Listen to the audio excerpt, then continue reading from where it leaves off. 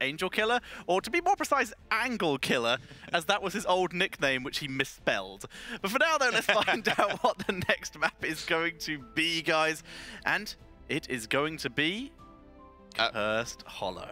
That's a good one. That is a good one. That's a really good one. I'm still waiting for that first Morales Medivac play, you know, going for those sneaky backdoor strategies. I mean, we've seen it in the past. Maybe this is the right environment, maybe this is the right tournament to really go crazy at some point. I think Cursed Hollow is a good map for Spain. It's a good map for Netherlands. Yeah. Netherlands, they're riding momentum. They looks like the stronger team in that game. But Spain, like, we cannot forget who is on that team. There's a lot of experience on that team. There's a lot of good players on that team. And taking it to a more standard map like Cursed Hollow will most likely allow the best kind of match to happen. What I do want to say is, though, that the Netherlands, they don't play like your ordinary team. You face some scrims, you face some professional play. That was a highly exotic strategy they came up with on Volskaya Foundry. And I think even a seasoned, experienced team like the Spanish one could struggle when the Netherlands just continue to bring these weird picks in there in this mix. But can they do the same on Cursed Hollow? That is the question. Or do you potentially think it could be time for Spain to bring out some of those weird picks? Maybe. We do have Vortex on the team. This is a very large map. Samuro and the Vikings can get some really solid split push value here. Yeah, definitely true. Even the Vikings, as you said, Zagara, another really popular hero for Vortex. Even Mugilol can surprise us a lot by going for a different ranged assassin. He seemed a little bit unimpactful on that Gul'dan last game. Maybe you should put him on something more reliable, like the Greymane, like a Vala. There's a lot of aces still left for Team Spain. All right, guys, we are getting ready to head into the picks and bans for this second map. Could we potentially get a Netherlands closing out the day here with a 2-0, or is Spain going to bring it back? Let's head into the draft and find out. As Cursed Hollow, like we said before, Abathur is still viable. Oh, absolutely. Even more viable, I think, than traditionally on Volskaya Foundry. I mean, I think that's going to be the interesting thing, is we saw Netherlands play it and we saw them have great success. But look over at Spain, they have Vortex, who was the original best Abathur in the world. Yeah. Yeah. Just really true. Well, there is... I like the respect. The respect is being given here to Vortex for exactly the reason we said. And the counter respect. This is what we like to see. Players feeling each other out, learning the skills here. And once again, guys, be sure to vote for which team you think is going to win. Have the Netherlands won you over? If you think they have, type in hashtag NLWin into Twitch chat. And if you think Spain are going to bring out a comeback here, type in hashtag ESWin. Absolutely, and what a sign of respect when one of the best Abathur players in Europe bans it out because he just got destroyed. His team just got destroyed by it on the previous game. Now, nothing new here. Super solid picks early on. So the bans are a bit weird, but the picks are exactly what we expected, actually. I will say, I do really like the bans. If I was a player in that game, that's exactly how I wanted it to go. Because those are the two heroes on that map that just throws everything off. They're global, they're annoying, just taking both out. Much more standard game is going to happen now. Absolutely, and how standard is the Dutch team going to play now? There's a couple of those mainstream heroes available right now. For example, the Genji, for example, that Tassadar, most importantly, who's normally seen banned here. This game all of a sudden opens up a lot of playstyles that we normally don't get to see immediately. We've even seen the double reset combo used, once again, inconsistently, but in the last series to great effect. In the last series we saw them, so that is open for the teams, and with one of those big burst healers of Rhaegar already taken away, there's a chance for it.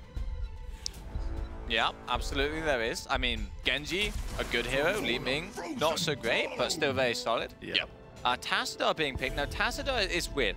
Almost every other map except Cursed Hollow, he is a first pick, first ban hero. But on Cursed, much lower priority. It's much harder to get effectiveness from the wave clear, but also the kind of synergies he has, they often struggle on Cursed Hollow. Yeah, what I do like here, though, is B-Guy on that rank again. I think he just had an absolutely outstanding performance. The Cocoon, such a playmaker, such a playmaking ability. And then the way he also used, as you said, the rewind, the overall prioritization of targets, focusing the least mobile ones first, rather than going for the hard-to-catch ones. Super good player. So we're seeing Tracer being hovered as the ban here. Now, traditionally, there were two heroes that were the traditional TAS Rhaegar heroes. Tracer was one, the other one was Illidan. Now, we have not seen Illidan in a while, for good reason. And even if he was to be played here, Greymane has passive physical armor, ETC has block party. Would this be a really bad choice if they were to go for it?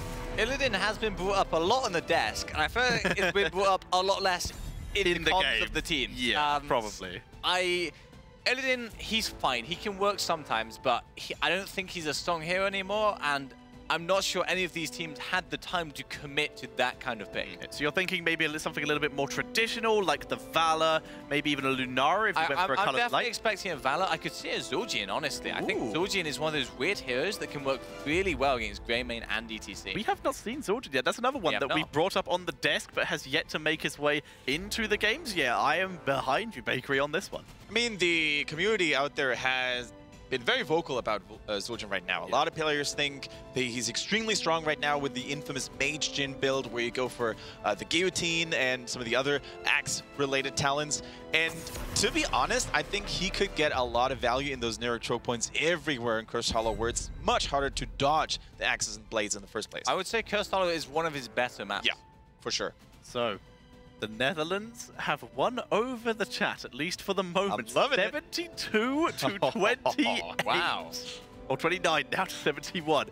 But they apparently were convinced, especially by, like you said, B-Guy on that Anubarak in the last series. It was a convincing game, so I definitely can't blame them. But at the same time, I'm not sure I'm ready to commit to that yet. Yeah, I mean, we cannot forget who's playing, as you said earlier. The players in this game make it so hard to go for that kind of ratio. Definitely true, definitely true. And it is so cool to see that B-Guy was the shining star in game number one, when we only had Zavalosh and Omicron on our radars, really. And the other players, sure, they're good material, but nobody knew their names that well. Nobody knew how much they could add to a professional competitive environment. And I'm super hyped about B-Guy in particular right now. Yeah, I was also very pleasantly surprised, as you might have been able to tell from both of my replays, highlighting B-Guys on that Anubarak. So we see Dahaka and Li Ming here, a little bit of global potential, and that Li Ming, maybe a bit of follow-up for the Greymane, and either way, if one of them is able to get a kill, Li Ming is going to have a nice time.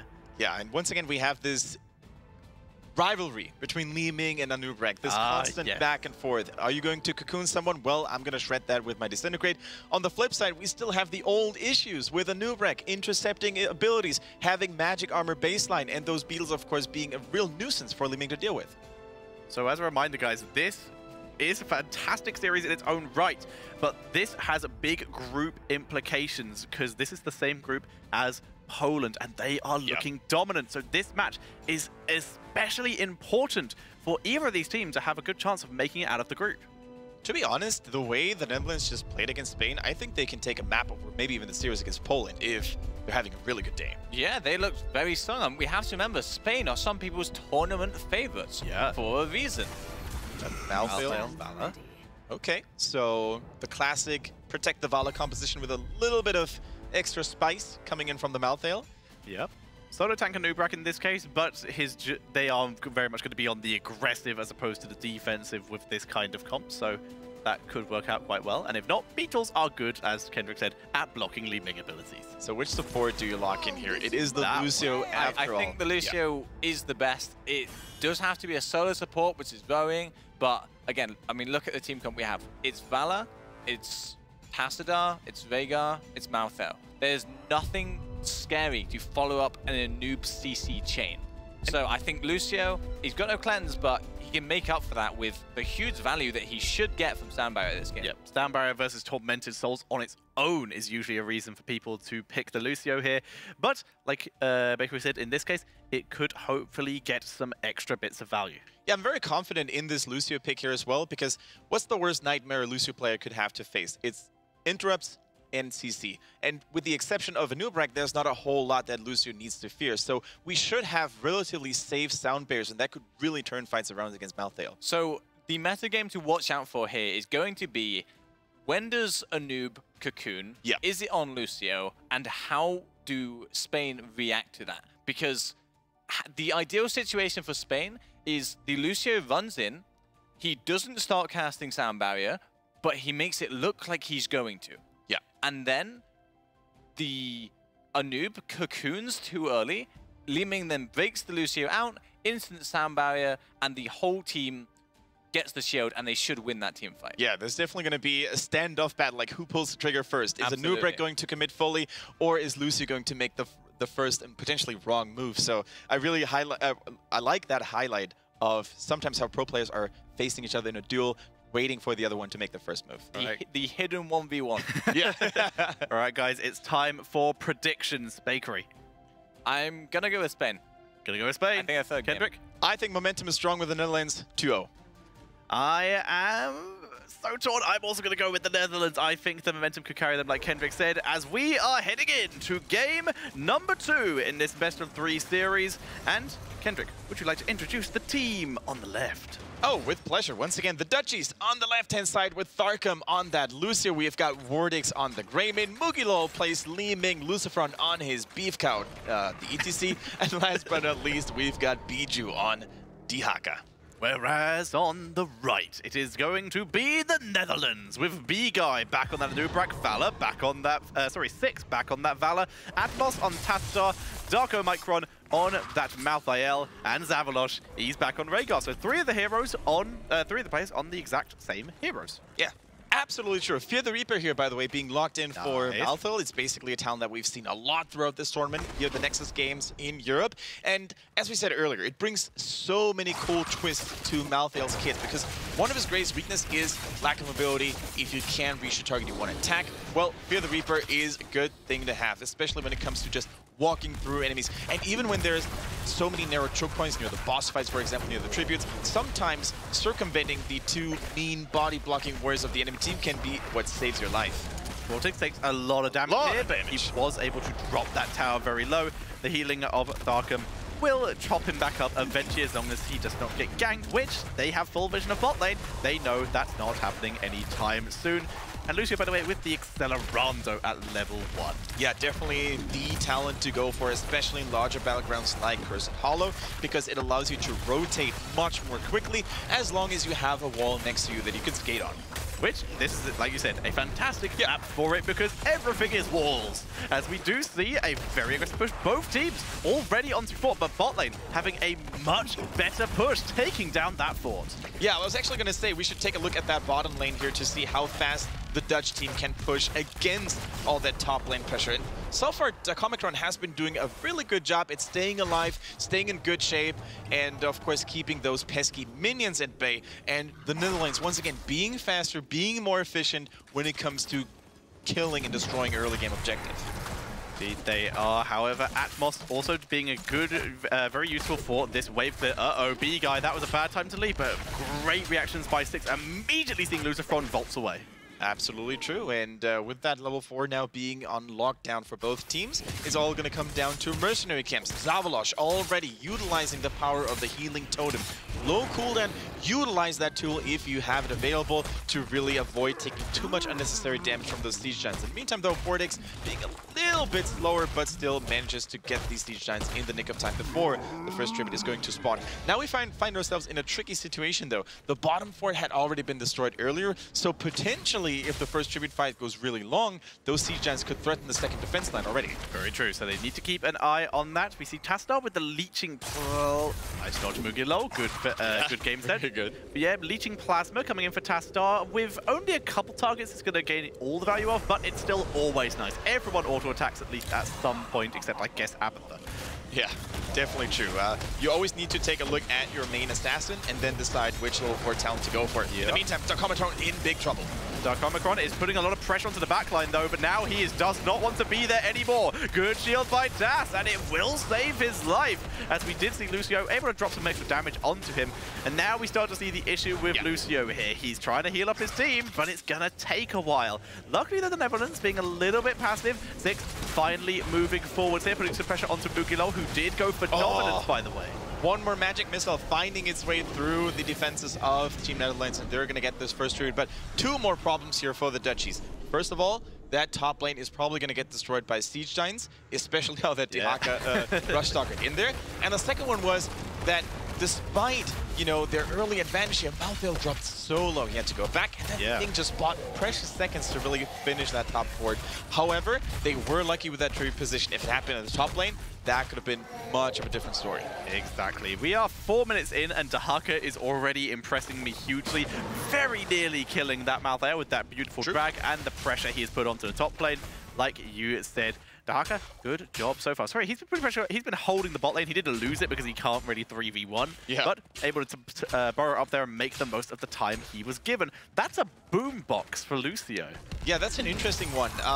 Me personally, I do not play this talent a lot for obvious reasons, but the boombox does have... Oh, never mind. Hold that thought. We're going to elaborate on that later.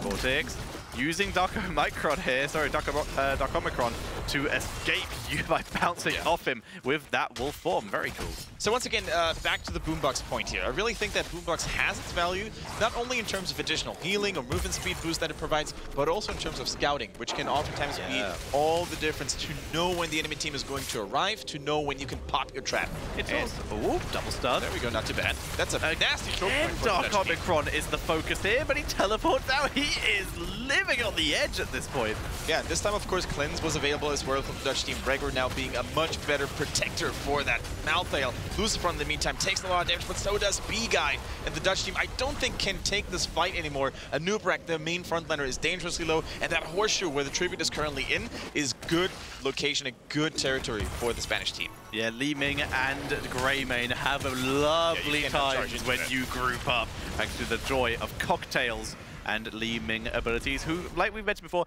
has gone for Calamity, so more AoE damage as opposed to that Charge Strikes Cannoneer build that we saw earlier.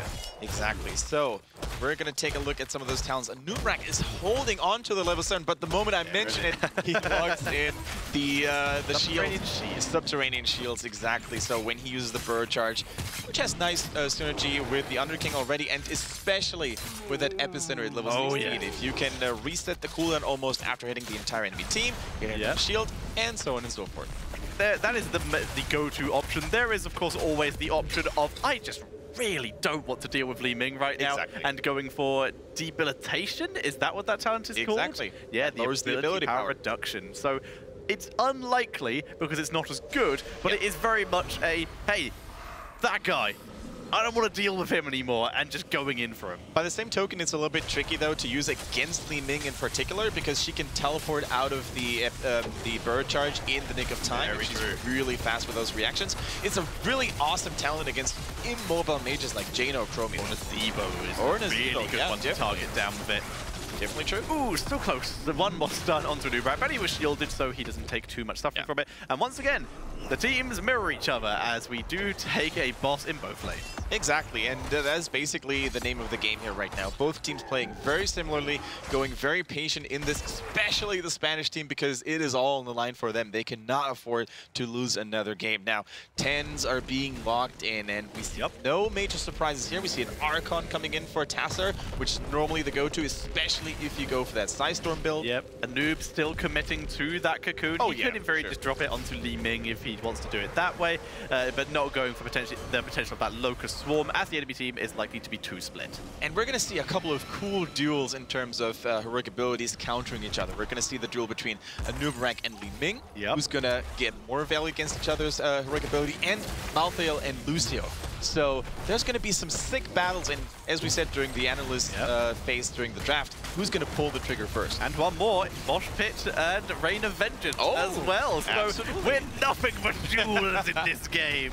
As the Bakery said, the hidden 1v1. Speaking of 1v1s, the Cocoon is already dropped on Li Ming, so she can't interrupt it here. Here comes the sound barrier to try and counteract, but Mugilo wasn't inside it. He's taking so much damage. The Mosh Pit is so good, but where's the extra damage? Down goes Valor. It's 2 for 1 right now, as B-Guy is getting focused out. Good kill by Vortex, and he moves on to Darkomicron. Gonna try and finish him off. There's no resets here, as Li Ming is already dead. Darkomicron trying to micro around with no heroic. He's just spamming Q, and doesn't land. And Rhaegar, he pretty much just gave his life for that last-ditch effort. He'll go down as well, and it's a team wipe by Spain. It's a clean team wipe indeed. They didn't go down without a fight, though. They were able to kill 1 or 2 dudes from the Spanish team, and there is a saying, never reinforce the failure. And I think that's exactly what Zavalosh was trying to do. Yeah. The Malthael was so caught out, and there was only so much mobility he's got left available. Trying to save that guy with an Ancestor Healing ended up costing him his own life.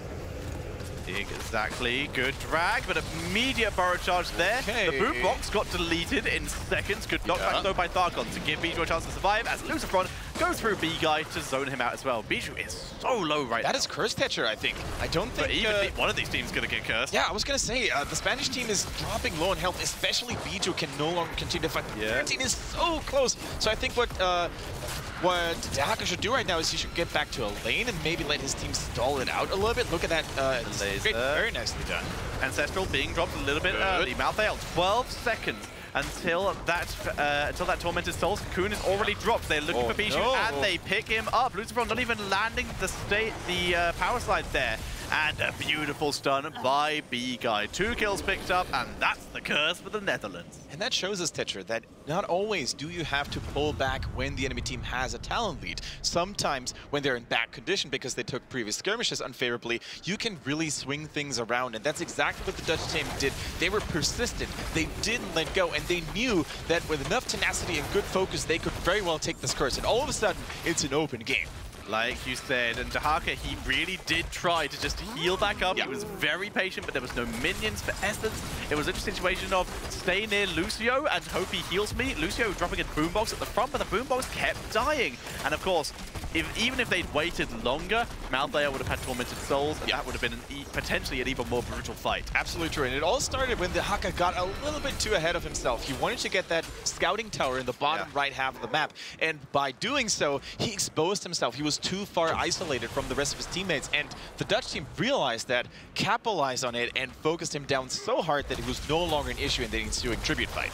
So Black Harvest has been completed for Malthael. This is going to synergize with his level 13, sorry, not synergize with the level 13, the Ethereal Existence, which I guess it increases the duration, doesn't it, Black Harvest? So he does have more opportunity to gain that wonderful physical armor. Exactly, and physical armor is exactly what you need against the likes of Greymane, even ETC, who's hitting surprisingly hard for a tank.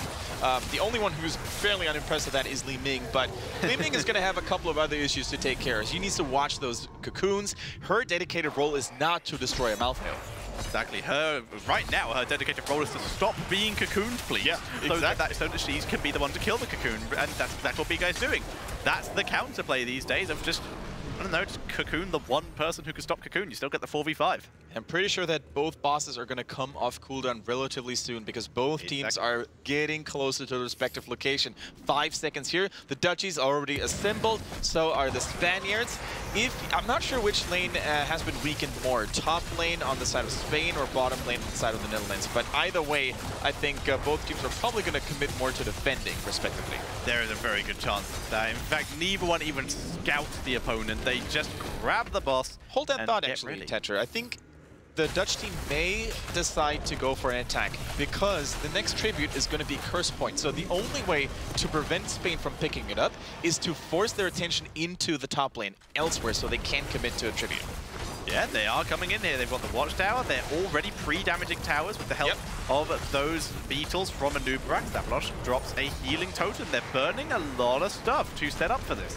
Yeah, definitely true. And now the Dutchies, they need to be very hopeful of tribute spawning relatively soon, because the longer this goes, the better the Spanish team will have a chance of actually defending this. In the meantime, look at the bottom lane. The blue boss, the left-hand side boss is going to knock on that bottom keep store. So the Dutch team, they need to force something right now or retreat altogether. They are moving forward. Vala has completed her Hungering Arrow as Malthael is looking for the opportunity. Dive into the backline. The cocoon. The keep will fall here. Surprise Dahaka, though, moving in from the side. ETC as well. The Archon is popped. Tormented Souls into the backline. And the immediate sound barrier. But that's the opportunity for the Netherlands to leave. They've got what they wanted. Now they are done. And they need to send someone in for that tribute very, very quickly. The Brushstalker on the side of Dahaka should still be on cooldown. He just used it to defend the top fort, top keep, excuse me, in vain. And Zavalosh is already doing his thing here with the tribute. Still, nobody defending. Even Tassadar, who just teleported back, is not taking care of it. There we go. Finally a shield to save a little bit of health on that keep. And once again, a very clever attack, a very clever macro decision by the Netherlands. Indeed it is. And we do see a Manticore to help burn through that Dahaka, who very nearly turned that on its head for Spain there. Very nice wraparound coming in. Yeah, especially since ETC decided to go for Proc Rock instead of Block Party. Those auto attacks by Vala could really chunk down a lot of health on those frontliners. And Acid Stretch Mandibles as well, really making the most of the lack of that Block Party, like you said. For sure. Like, that is a really nice adaptation coming in from the Dutch team to really punish an early game talent decision by ETC. Malthael continuing down his I'm going to pick all the things that are on fire talent, and he goes for the Memento Mori. That is a scary talent. It's the one that it was the base build when Malthael first came out, combined Black Harvest, Memento Mori, and then just sort of do whatever. Exactly, and look at that anticipation here by the Dutch team. I'm not sure if the Spanish team knows that the enemies are this close by, and this tribute is going to be defended to the teeth here, I think, because they can't let that curse go through. Dahaka is going to attempt a wraparound from behind by the looks of it. This could be good without even using his burrow. No, he is using his burrow. He's coming in from below instead, focusing on the Vala, but he gets cocooned as here comes the focus. Here comes the Tormented Souls to the backline for the sound barrier. Only hits a couple. B-Guy is out of position. Moshpit only got to Comicron, but he is still moving forward. So many low health bars. This is the issue. Lucio, not enough healing. The good borrow by Dahaka to try and stay alive, but Vala picks up the kill. And I was going to say, Tetcher, I'm a little bit worried. Oh! Good shield by Taz, keeping him alive. Loser from another leaving. Reset City just misses Comicron. Two-figure health. So here's the thing. I was going to say that this is a good spot for the Spanish team to fight in, because you could see so many choke points for that potential mosh pit, for a lot of Li Ming value. But what the Dutch team did there was very smart. They cycled around and they basically moved to the opposite side of where ETC was, avoiding him for as much as possible. And that Rain of Vengeance really destroyed all hopes of a nice dance party. It really did, and that mosh pit, it got Dark Omicron for a bit, so at least delayed. That could have gone far worse. And in the end, though, ETC able to pick up a couple more kills. Like you said, those Li Ming reset as well. It was so close to killing Dark Omicron as well. It was literally disintegrate down to two-figure health, and then Dark Omicron was out of range. True. I think Team Spain, they countered every single heroic ability that the Netherlands tried to make work. Like the Cocoon was shredded in milliseconds. The sound berries so far are always on point when it comes to shutting down the Malthael. But still, there is that little something, that push of momentum that the Dutch team just can't seem to get rid of. And they're constantly pushing back their foes left, right, and center. This is quite the close game and a slight XP lead for Team Spain here. But that missing keep is a big hole. It is a big hole in their base, and it is a big hole in the solid defense of Team Spain right now. So that is good for Spain right now, the tribute location that is, because they're relatively close to those catapults. So if that lane, if that minion wave gets too big, they can still take care of it right here, right now, rather than going all the way, or maybe even having to send Dahaka to deal with it. So this is very much a possible curse point for the Spanish team. Good interruption, lose the front. Good cleanse on Atmos. He gets Ancestral as well. Cocoon is popped though. Bijou going to attempt to escape while Dark Omicron is getting focused with the good shield with the Earth Shield. Sound barrier is dropped, and the Tormented Souls did not get a huge amount of value. Down goes Dark Omicron, but the Archon is very high, was very high in health and did a little bit more slowing. B-Guy dropping low though. Both teams actually with high health pools. Exactly, it's now all on 6 here on that Vala. He needs to destroy what is left of the Spanish force, and he does exactly that. With a lot of good arrows and auto attacks, but by the same token, they need to be careful. There's still that ETC value. One stun, and Li Ming may get yet another reset. Healing Totem is slowing things down a little bit. Too greedy by Vala, but Lucifer drops as well. Zavalosh has basically no mana. The damage dealers are still alive for Spain, though. And double support tank, it seems like it will last a while, but they can't kill anyone, and Spain will claim this objective. Look at the top wave, though. There's a lot of catapults knocking at the front door, but that curse is going to save them in time. And that, ladies and gentlemen, was the power of Lucio. Lucio has very little mana, hunger, let's put it this way. His spells don't cost a lot of mana compared to other ones. And Rhaegar, as I said, he was running out of juice, running out of mana, and that's why ultimately the Dutch team had to retreat, whereas the Spanish team could still take on a fight. Bijou gets his tunnel interrupted. Netherlands are back. They don't even have Vala for this. They're just committed distracted, and they get the kill. The Cocoon is good. They steal the boss. Can they get another one here? Li Ming trying to escape. She goes down, and B-Guy wants Vortex too. Chasing down, bounce up. Tassadar needs to go back right now. Speed boost is used. Tass could port here to try and save the base, because bot lane is pushing hard. I'm not so sure about this call. There's a lot of blue goo on the bottom hand side of that base. Sure, there's not a whole lot of catapults just yet, but this could be GG. 2 people down for Spain. If the Netherlands play this well, they can very well take this series 2-0, but it's going to be so close, Tetra. I'm not sure if they can do it. We do see the Tormented Souls is now off cooldown. It wasn't even there for that last fight. Boss is high health. There's the mosh pit. Rain of Vengeance lands, so for the interrupt, Tormented Souls rips through Vortex as ETC is destroyed, and it is a poor single Lucio left to pick up the pieces, but there's nothing he can do as it's GG, and the Netherlands take the series in a 2-0. Yeah, that was a nice call after all. I totally forgot about the boss here. I think if they, even if they had suicided into that core, the boss would have probably been able to finish what was left of it. So overall, a very solid decision making here once again by the Netherlands, completely ignoring all that blue stuff that came over through the bottom lane and going for what really matters, the core. Yeah, absolutely. So a very risky call by Spain backfired and ended up with Netherlands with the boss just marching at the core. So great series, another upset.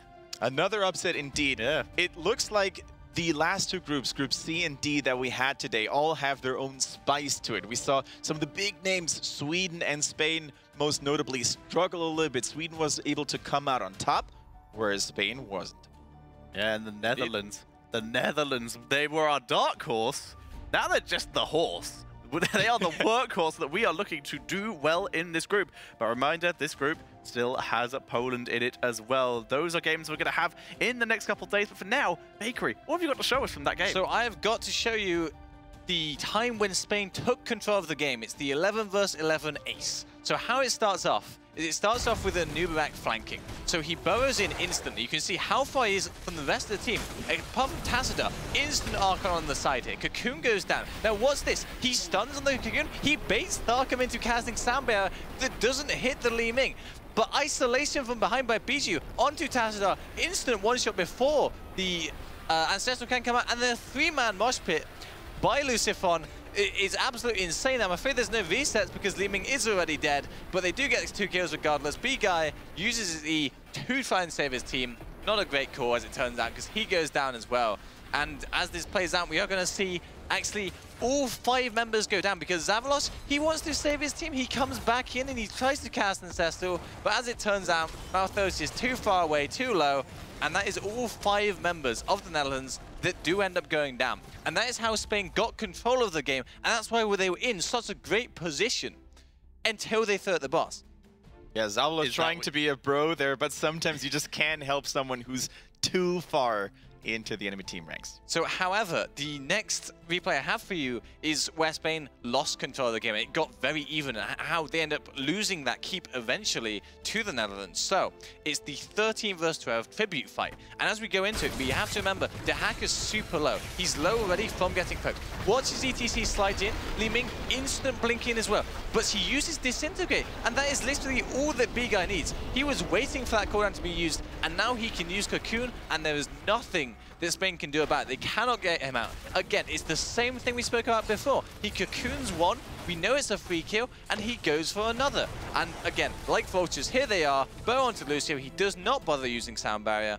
And Netherlands were back in the game. They got the keep in top, and that's what gave them, even though they lost that fight over that top tribute, and they did get cursed, that's what gave them that free path to the core. Yeah, it looks like what was true for Game 1 turned out to be true for Game 2 as well. B-Guy on that Nubarak made so much of a difference here with those golden cocoons. But I do want to highlight the plays by Netherlands as a whole. Avoiding Lucifer on that ETC for the most part. Not once have we seen one of those big mosh pits capturing multiple people. There was always someone dodging. There was always the Vala with a Rain of Vengeance to interrupt them. And also just a big shout out to in the Abathur last game and the Tassadar in this game. Dark Omicron was kept alive so many times by those Tassadar shields. Yeah, absolutely true. Absolutely true. And I say Hero League's pretty good in Europe, at least. I mean, So, yeah, I mean, I think the story of that series is some of our series today, the teams have been more coordinated. Other teams, it's just been like straight up outclassing. But in this game, it legitimately looked like the 5 players from the Netherlands made the difference. You had Omicron and Zavalos matching up against Lucifer and Vortex. All 4 players had very admirable performances, but the rest of the players on the Netherlands stepped up and they made the difference in that series. Well said. They really did. So what do you think that Spain still have it in them to make their way out of this group? Right now, the only way they're going to be able to do it is if they can beat Poland. To be honest, I think this may have actually been lights out for Spain. They will have to face Poland. They played extremely well today against the Czech Republic, and I'm not sure if Spain can do it after getting almost dismantled here by the Netherlands. For me personally, Poland are my tournament favorites. I think they have the best chance to win this entire thing. And Spain's only chance to make it out of group is to now beat Poland in a best of 3. Well, for now, though, this is something we'll have to wait a couple days for, because let's have a quick look at the groups to see what the scores currently are, to more visualize what we have just been talking about in these particular matchups. You can see all the 1-0s, which is what the scores have been, obviously. And you can see France and Italy, Group A, Germany and Hungary. Those were yesterday, but today, Netherlands and Poland. Spain sitting down at the bottom with the Czech Republic in Group C, and Group D, kind of how we expected, but not in the way we expected. Russia and Sweden at the top of the table in Group D. Yeah, very true. Portugal getting so close to being where Sweden now stands. It was really one of the highlights of the day, that golden best of 3 on Volskaya Foundry with that strong finish by Sweden. Really a pleasure to behold. And I think it's safe to say that after 2 days into the Nexus Games, we're in for one hell of a tournament, because those national teams are putting so much commitment and so much motivation into this tournament and into making their fans at home proud. They really, really are. And let's have a look at the games we have tomorrow to see how they're going to make you proud tomorrow. We have France versus Italy, the top of table of Group A. An insanely rough match. Denmark versus Belgium. Again, really potentially close. Germany versus Hungary, the top of Group B. And finally, Finland versus the United Kingdom. Basically the last-ditch effort for both of these teams to keep themselves in the running.